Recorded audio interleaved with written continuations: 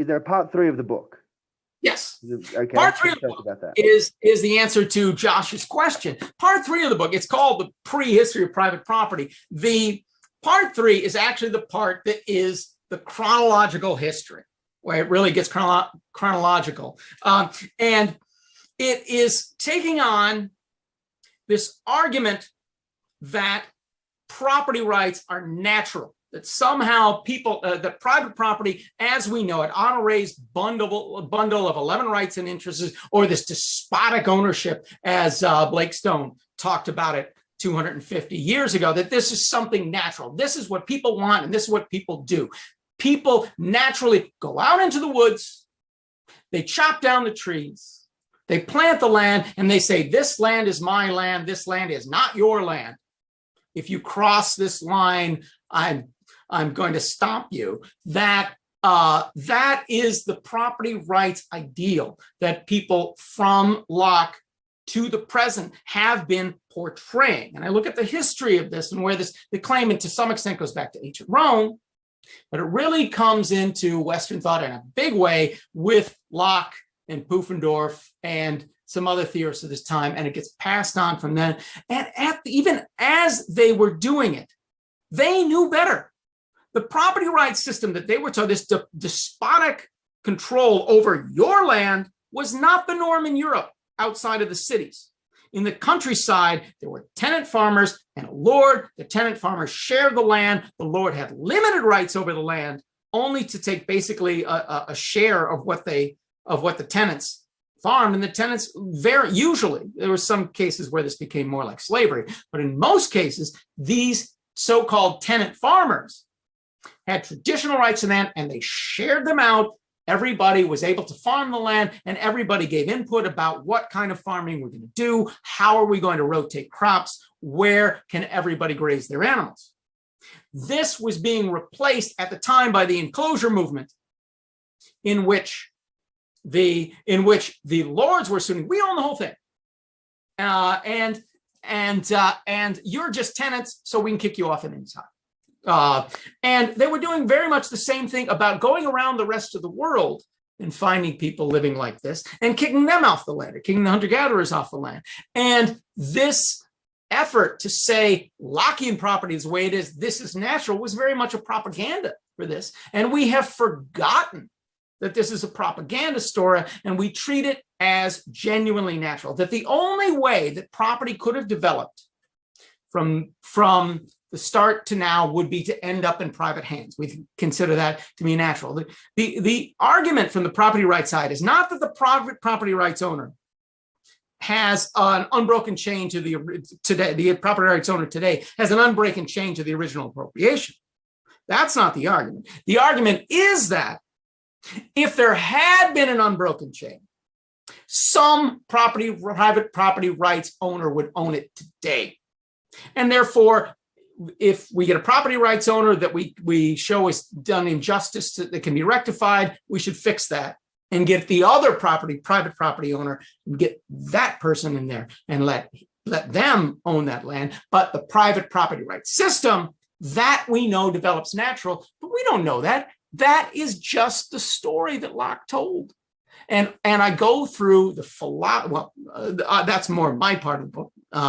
I go through the philosophy of what they're arguing, and basically they're taking the story as an example of really the only way private property can come about. This idea of a principle of appropriation: you mix your labor with the land, or you claim the land, and this land becomes yours, and then you pass it on to your descendants. Even taking those moral claims at face value, do the original appropriators, the first people to claim land or settle land or mix their labor with the land, they have many different criteria that they usually amount to the same thing. Do the first people to do these things actually do it? So we look at, well, so we go and look at different ways that people exist, and look at, well, how do they do it? Well, the oldest form of land use that we know of is nomadic hunting and gathering. There are still a few people who do it today. It's been done for the 200,000 years that the species has been on a planet, and probably something similar for a few 100,000 years before that in our close hominin ancestors. Now,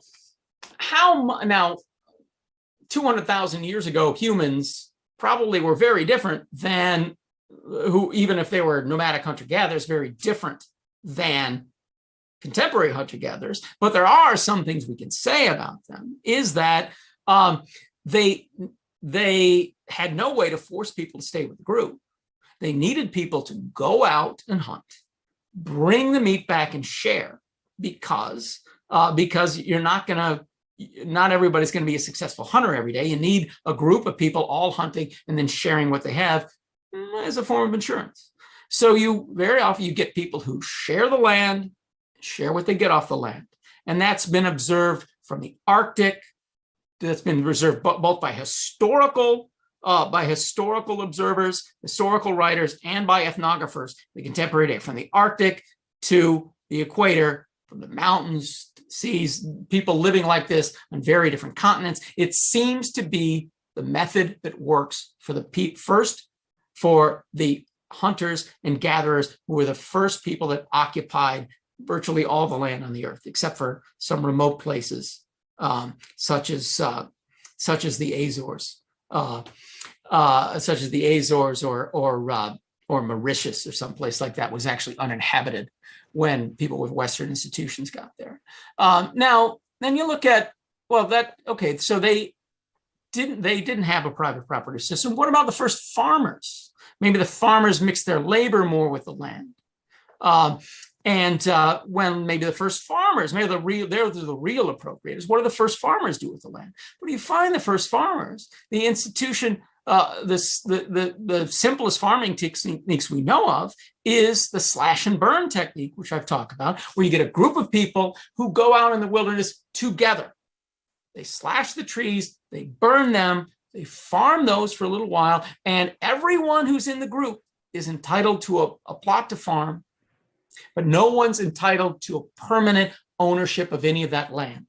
And people do tend to consume mostly what they produce, but they also have a strong responsibility to share with each other if somebody has a crop failure or something like that.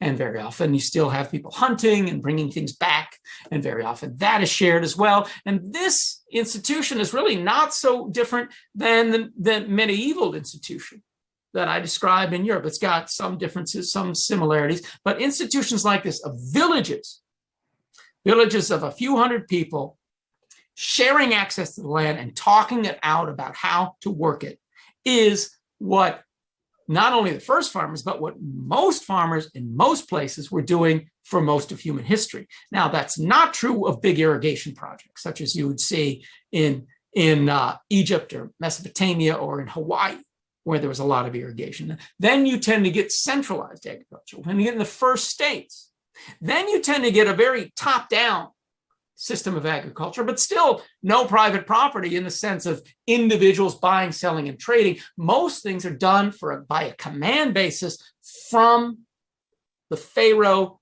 down to the lowest people. That's been witnessed in chiefdoms in chiefdoms in Hawaii, and chiefdoms in Hawaii, and historical sources in Egypt. Very top down, very little trade, a lot of command from the top to the down. These people that you might think would be property owners are actually just appointees by the king. So the origin of these people who are really treating the farmers as tenants is not, theirs doesn't stem from appropriation, but from appointment by the Lord, or appointment by the king or the chief, and they become the local lords.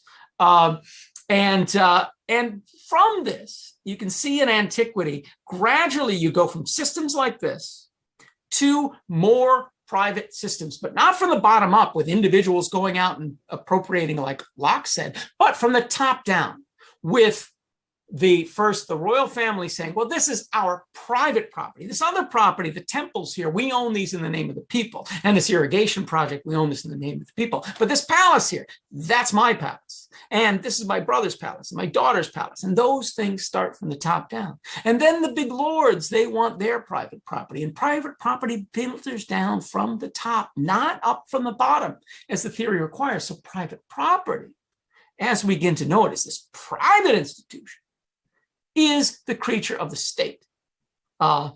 Is the creature of the state, not this thing that existed before the state, as Locke and so many of his contemporary followers say, that it's something that people bring in from the state of nature. That's not true at all. If people could bring something in from the state of nature, they would have brought in these villages or their hunting rights. And we never allow people to bring those rights in from the state of nature. We assume these rights of private property came from the state of nature when they did not. And even as late as the time that Locke and Hobbes were writing, this institution of truly private property was still something that was mostly limited to cities, and mostly cities in Europe or near Europe. It never really fully developed in China until maybe now under the so-called communist regime. It was very limited places on the earth. If there was something recognizable as private property, it was forced around the earth by the movements that Locke was propagandizing for, the colonial movement and the enclosure movement. Was part 3 the final section, or is there another section we should recap before we get to the end? No, those are the 3 main sections. Then we talk about the implications. Of course, the implications being that the people who are advantaged by the system we have created inequality. They've taken away freedom, and they've taken away the rights of the original people. And we're going to have to treat the disadvantaged people all around the world an awful lot better in order to begin to justify our system. It doesn't mean the overthrow. It doesn't mean we can't have a private property rights system. I'm still, I haven't made a statement about that, whether we can, what kind of reforms we need, but we have to treat them a lot better. And one of those things has to be treating them a lot better, better in a way that's truly going to make them free of dependence on this ownership class that we coerce them in order to create this ownership class. We've got to make them free and independent of that, and basic income can do that better than any other institution I know.